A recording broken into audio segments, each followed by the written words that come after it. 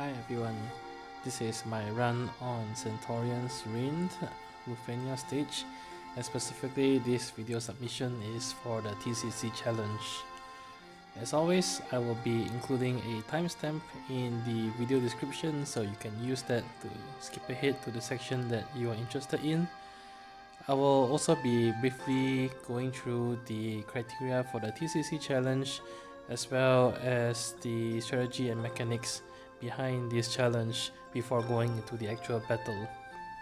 So for the TCC challenge for this raid, there aren't that many restrictions. Lightning as a character is banned in your main party, but you can use her as a friend support. Also, in your main party, you cannot enter burst phase. However, if your friend support has a burst weapon, you can use your friend support burst attack. Now there aren't that many other restrictions beyond this. You can use any summon you like and any other character in your main party. However, don't let that fool you because this is quite a tricky TCC challenge to navigate around, and I'll be going more into that during the fight mechanics and overall strategy. So I'll see you in the next section. Okay, so coming to the overview of the fight. First of all, if you are not attempting the TCC challenge and you want to use lightning, the best approach for this fight on a normal run is to use lightning paired with Lion. Lightning herself can delay the Tyrant boss to oblivion and it will never get a turn. And likewise, you can actually just use the Lion to delete the turns of the blade. And you can then have any other third member of your party to focus damage on the Tyrant boss. So that is the most straightforward approach to the regular runs. However, since lightning is banned, there are a few things that become much more difficult to navigate around. So first and foremost, this Lufenia stage has a very tight turn requirement. You need to actually clear it within 80 turns.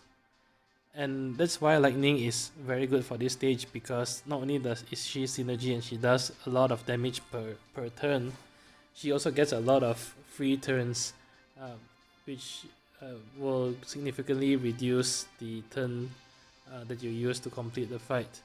Without the use of lightning, it becomes extremely tight, and so the first challenge that you need to think about is once again turn requirement. On that perspective, I decided to include Ardyn into the challenge, and that's because Ardyn is in a way very similar to lightning in the sense that he does very good, excellent damage per turn, and if Ardyn breaks units, he also gets free follow-up turns that does not add to the turn count, so that way he can keep the overall turn count low. The second thing to think about in this fight is that both the Tyrant and the minion are weak to lightning. In addition to that, when the Tyrant has the Lufenia orb up, the only way to increase the orb count is to do lightning damage to the Tyrant. And of course, without lightning as a character, you do need to think about how would you increase the orb count, because Tyrant would eventually be getting turns. So the best way to navigate around that, to increase the orb count and to allow for your entire party to hit for weakness damage, is to have some form of lightning enchanter and imperialer. There are a few options in this game, and personally I think the best by far would be Ardyn, because he is a synergy unit in this event.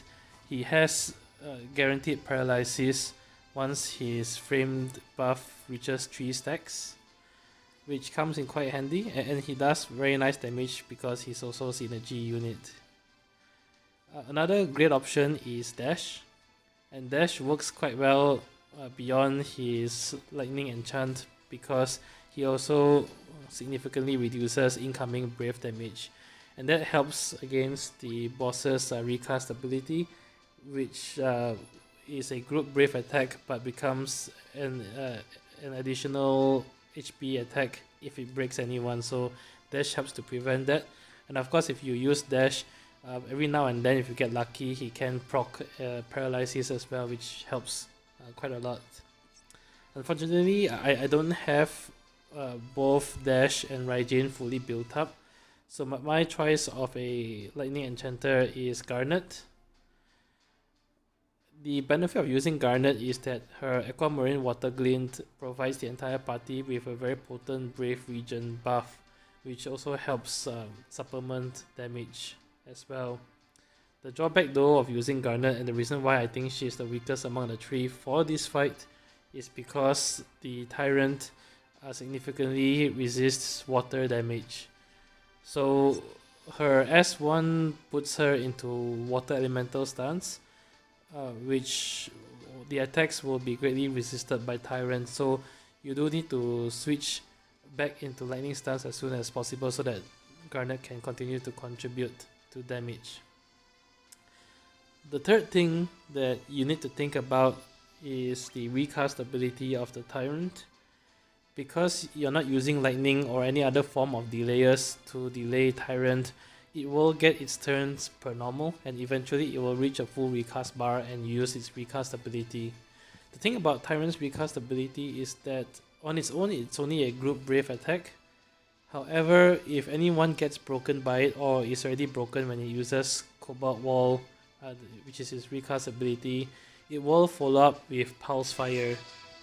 And Pulse Fire is a very deadly attack, and in most instances is a run ender, because it removes all buffs on your entire party, including your frame buffs. So for example, if your Ardyn has an overkill buff, overkill will be removed before Pulse Fire is used, and will likely lead to everyone dying. So in other words, you need to have a way to ensure everyone has Brave and can tank the recast ability. For that reason, the third party member I used is Gladio. And Gladio is good because all of his abilities are a party-wide battery, including himself. So, which means as long as Gladio gets a turn right before the boss used its recast ability, he can battery the entire party and everyone can then comfortably tank the recast ability very nicely. The other useful thing about Gladio is that his LD has 3 skill users, and it fits very nicely into the pattern of this fight because the blade will appear 3 times around the fight. Because the entire party doesn't have a way to delete turns because Eminent Lion is not used, you do need to kill off the blade, and therefore you can actually just space out Gladio's LD use and use it just when a blade appears, and his 3 turns of blink is enough to last until the blade actually dies. So it fits very nicely into the overall pattern of this fight, and it helps protect the rest of the party from the attacks that the Centaurion blade can do. So this brings me to my final party of Ardyn, Garnet and Gladio. Because there is no other form of turn deletion here, this means that using this party you will need to actually kill off the blade the first 2 times it gets summoned, and then switch the focus after that to the Templar, and you need to kill off the blade before it takes 5 turns and its Lufenia orb triggers, because the blade's orb triggering is also a run ender. Now the reason why I didn't use Eminent Lion is I've tested using it quite a few times. The issue is that Eminent Lion herself doesn't have a lot of damage, and it's very difficult to meet the turn count of 80 turns if you use Eminent Lion as a third party member.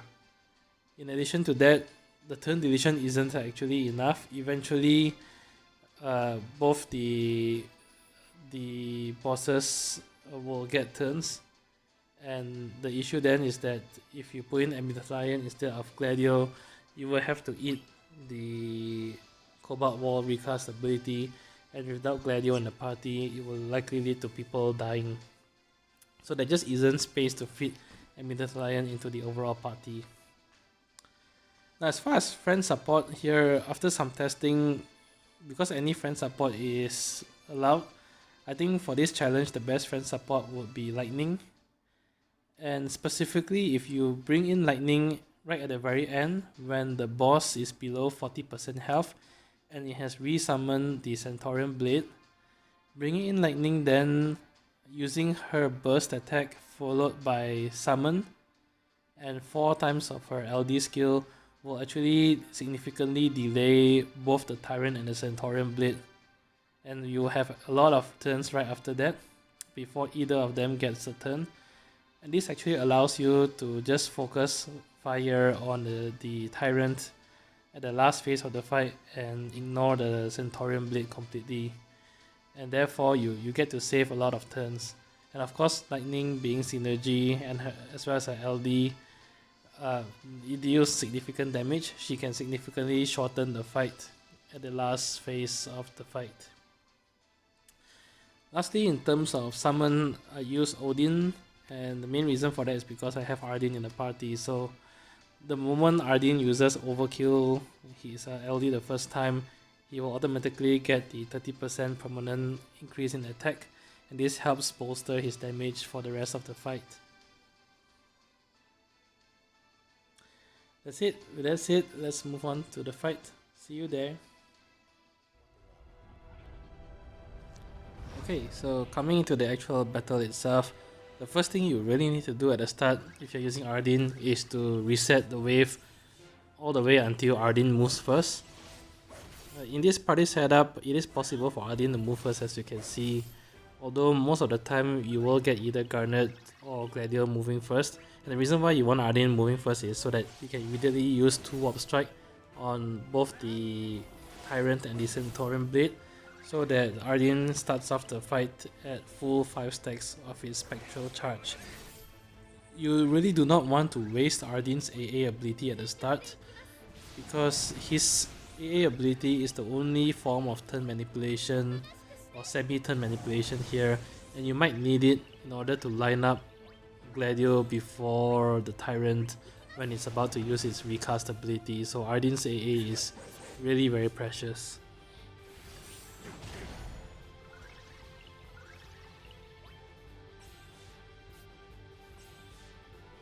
So at the first phase of the fight, which is the first 30% of Tyrant's health, is to really split the damage between the Centaurion blade and the Tyrant as best as you can.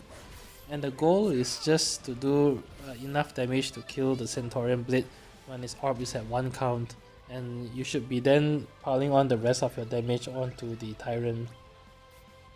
With Gladio, I use his first turn to use the free Tempest, and then right after that I go into his LD skill, and this helps to protect the rest of the party against the attacks from both the Centaurion blade and the Tyrant monster. And with Garnet, it's very important to always start off the fight with her S1, and that's we need to give everyone the Brave Region, and then after that you follow it up immediately with her S2, and this will put her into the lightning stance. And after that, at the start of the fight, I actually just HP attack with Garnet all the way until her EX is recharged, and the reason for that is so that I can save her ability users for the later parts of the fight.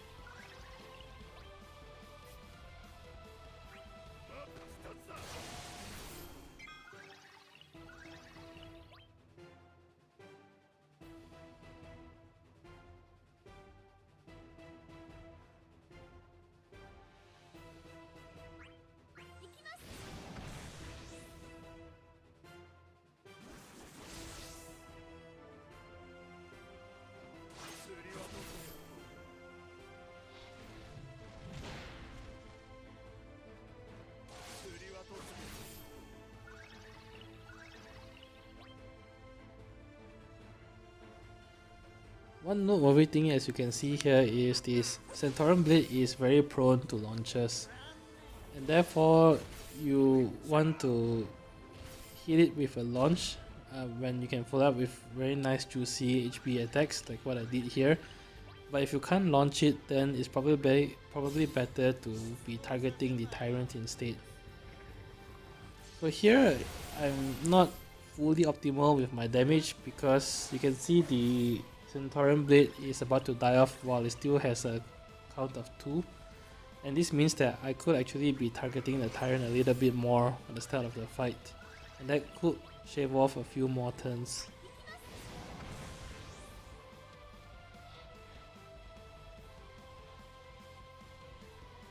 Now the moment the first Centaurion blade dies, the Tyrant will get the Lufenia orb, and the orb will stay until the Tyrant hits 69% health. So that's why it's crucial to have some form of lightning enchant. Since everyone is hitting for lightning based damage, everyone hitting Tyrant will increase the orb by 2 count. So as long as everyone gets a turn normally, the orb should never take down to 0.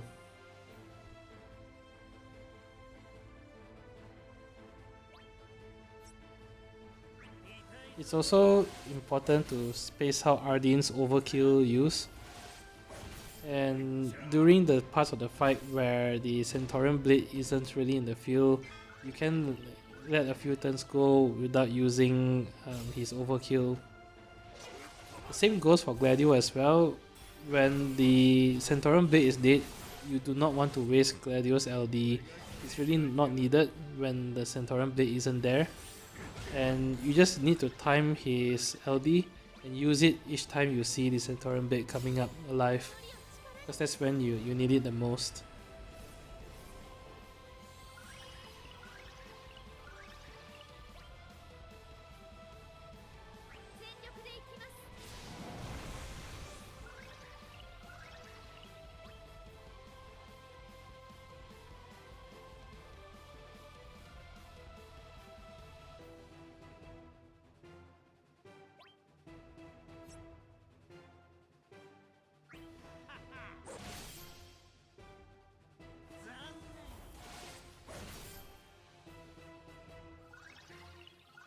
Okay, so this is where Ardyn's AA comes in very handy. You can see the boss has a full recast bar, but Gladio doesn't have a turn before the boss.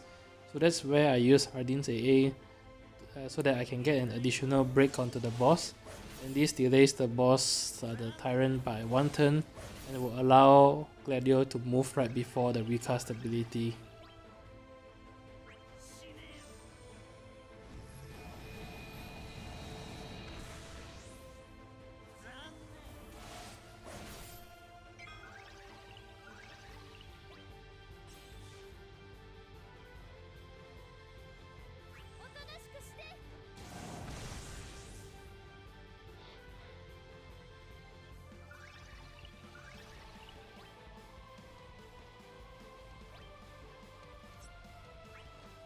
Used Tempest from Gladio, although any skill will do, but mainly Tempest is to refresh the Royal Guard buff on Ardyn. Ardyn burns through buffs very quickly because he gets a lot of free turns, so you do need to keep an eye out on his various buffs, including the Brave Regen from Garnet, his Overkill and Shadow Step, and the Royal Guard from Gladio. So Gladio battered everyone, and that allowed me to tank the recast ability very comfortably, and after that it's just a matter of continuing on the damage focus on Tyrant.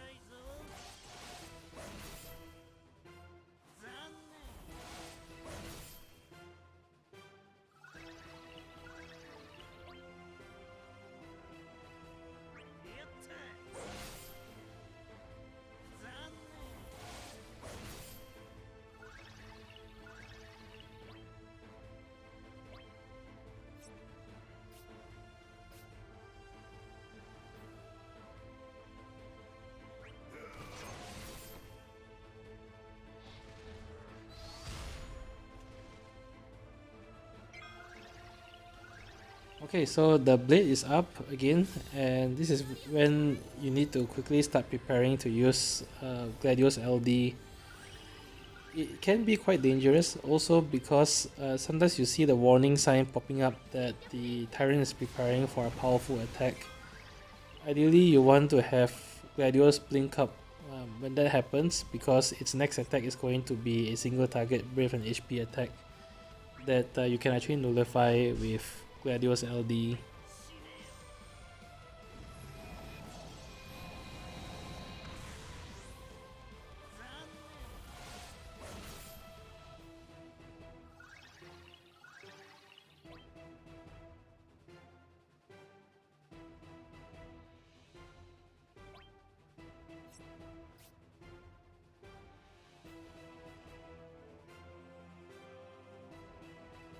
So since the blade is up, I decided to use Ardyn's LD again to put him into the overkill buff, just in case he has to eat any HP attack.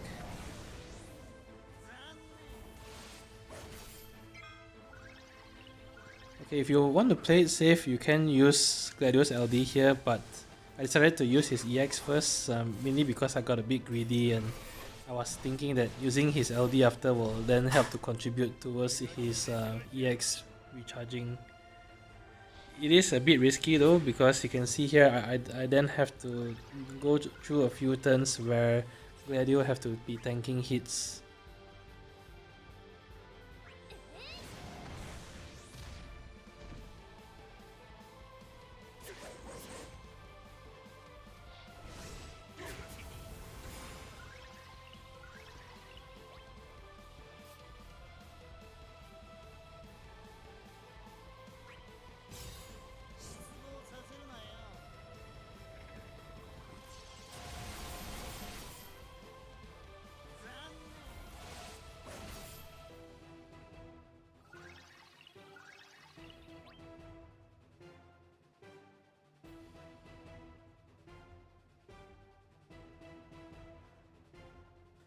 Okay, so here is a little bit tricky because the boss has a full recast bar again, and you can see from the turn count that the Gladio isn't moving before the boss. So this is where I'm again using Ardyn's AA to re-break the boss, and I'm trying to push his turn so that the Tyrant moves right after Gladio.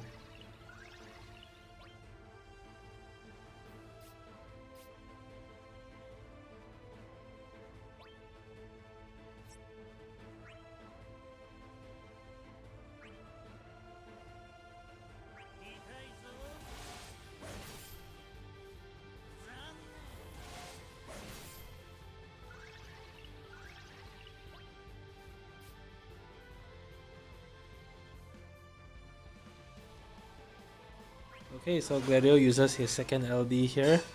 The good thing about using the LD when the blade is up is that the counter attack also of course contributes to HP damage on the blade, which helps you to kill the blade before its Lufenia orb triggers.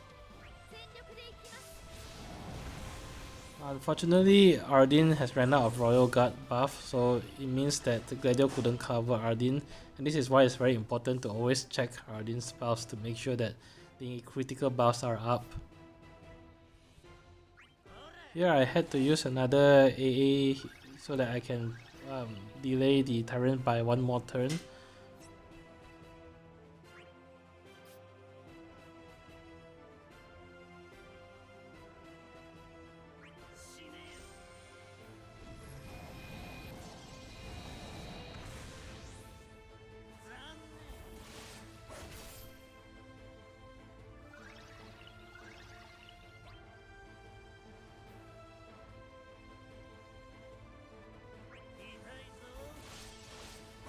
Capitalizing on launch on the Centaurion blade to get some nice HP damage in.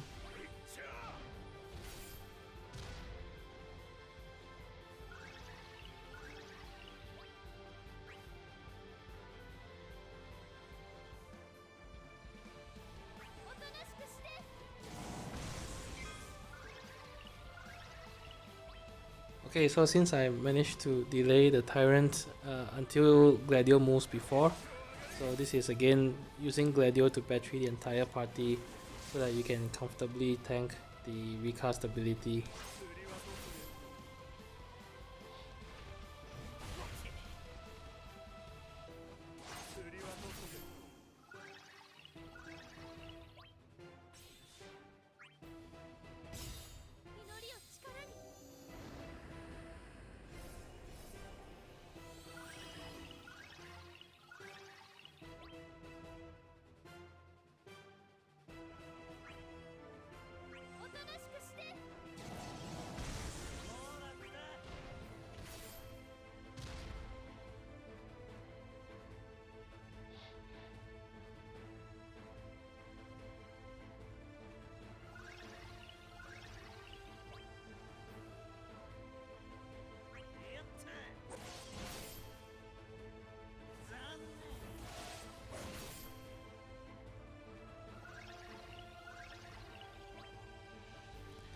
Okay, so this section is a repeat of the earlier section right after you kill the Centaurion Blade.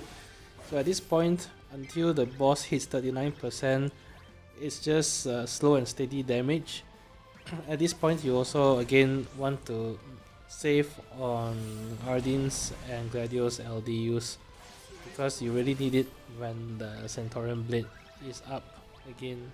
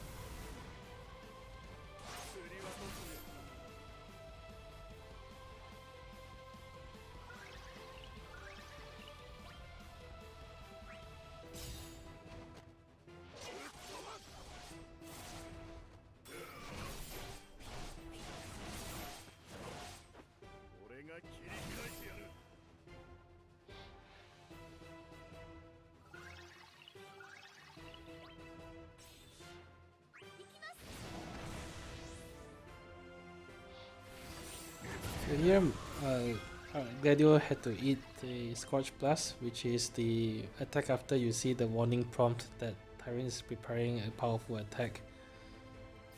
At this point, you can just use Gladio's AA to heal himself, which I did.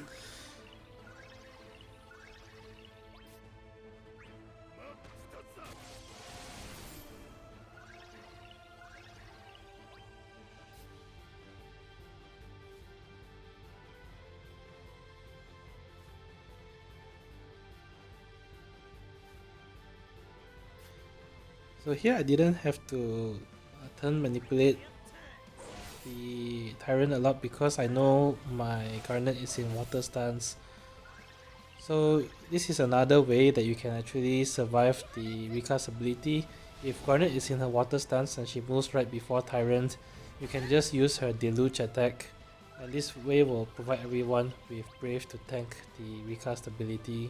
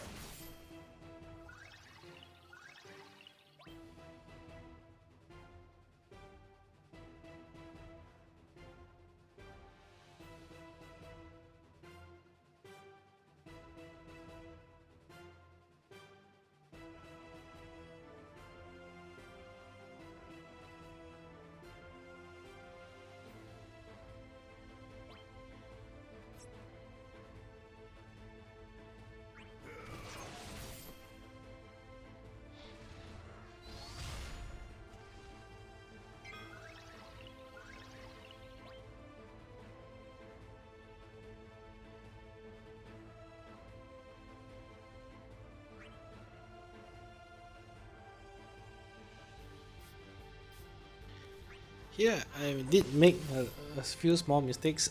For one thing, at the final phase of the fight, when Tyrant hits 39% and resummons the Centaurion blade, if you have lightning as a friend support and you still have your summon intact, you do not actually need to damage the Centaurion blade any longer. At this point, the fight will immediately end the moment you kill Tyrant. And once you bring in lightning, she can actually turn delay both the blade and Tyrant to the point where you can comfortably kill off Tyrant before the blade can take 5 turns. So you don't actually need to damage the blade at all. So Gladio has taken a very heavy hit from the powerful attack from the Tyrant. And here, before I use his LD, I decided to just use his AA to heal him so that he get his last stand passive again. I didn't want to be greedy and use his EX here because it is taking quite a big risk at the very last stage of the fight. And he still has a lot of skill users, so I felt that it's probably better to take a safer route and use his LD so that he can tank hits from the blade and Tyrant.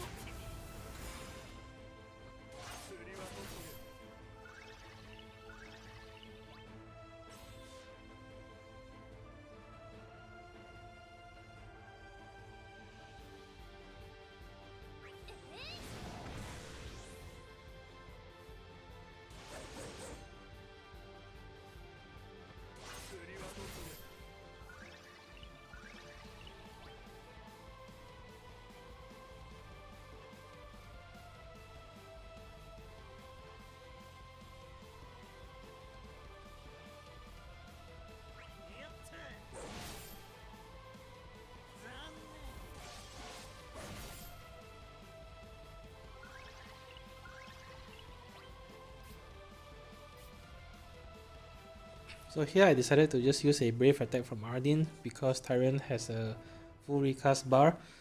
However, I forgot that Gladio actually has his LD blink up, and since the Centaurion blade will act first, Gladio can actually counter and battery Ardyn. So I could have unloaded an HP attack here, but again, late stage of the fight, I decided to play it safe and just use a brave attack.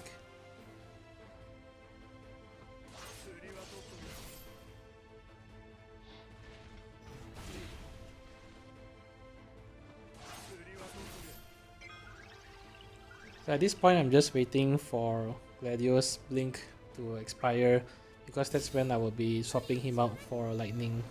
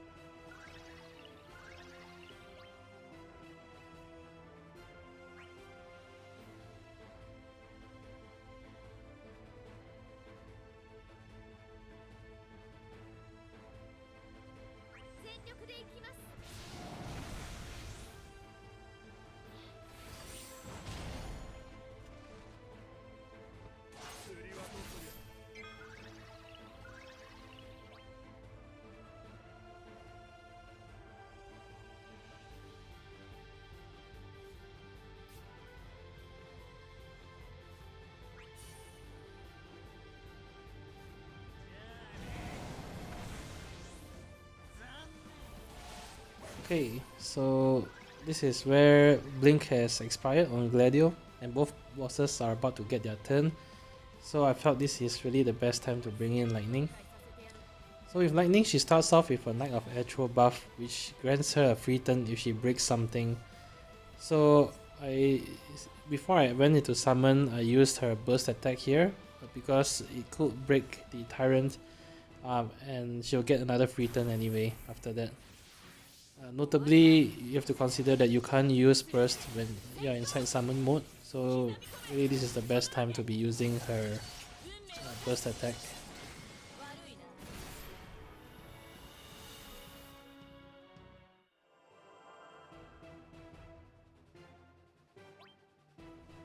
Okay, so she gets a free turn here, and because I don't have Gladio any longer, so this is really the best time to summon.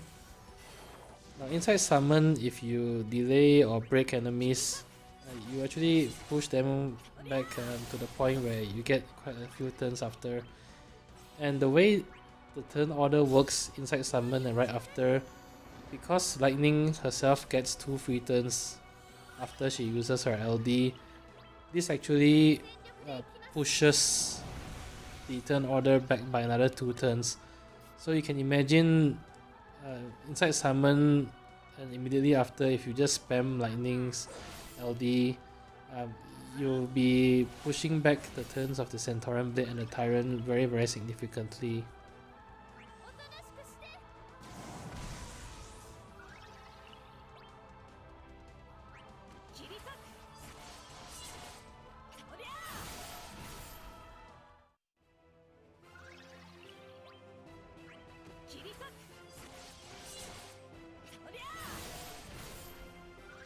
Not to mention, each use of her LD, as you can see here, does 220,000 damage to the Tyrant. So 4 users will equate to close to 900,000 damage on the Tyrant alone. And now that Lightning is gone, if you just look at the turn bar, both the Tyrant and the Centaurion Blade's turn are pushed back very far. And at this point, it's just a matter of targeting and killing off the Tyrant. And this really also shows that you don't need to target the Centaurion Blade at all right at the very end. On the first 2 Centaurion Blade, you do need to kill off, because otherwise their orbs will trigger. But for the 3rd and final Centaurion Blade, because the fight will end immediately once Tyrant is dead, and because Lightning can push the turns of both the Tyrant and the Centaurion Blade quite far behind, you can actually just focus damage on the Tyrant at the last phase of the fight, bring in Lightning to delay, and then finishing off Tyrant before the Blade can trigger its orb. And another thing to note is that I did end the fight with a few more ability users left, especially on Garnet and Gladio.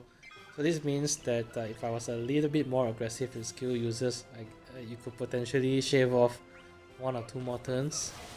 So that, along with the fact that I wasted a few turns targeting the 3rd Centaurion Blade, means that the run could be a little bit more optimal, and you could end the fight maybe saving another 3 to 5 turns.